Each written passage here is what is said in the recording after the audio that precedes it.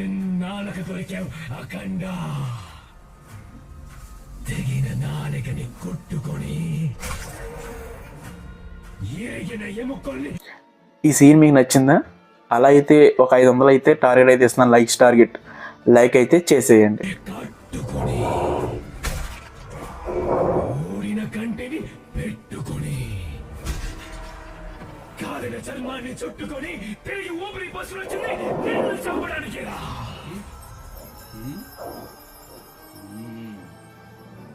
ఇక్కడ ఎవడి ప్రాణాలు పోవాలన్నా డిసైడ్ చేసేవి రండి. ఒకటి కాలం, రెండు నా చేతిలోని శూలం.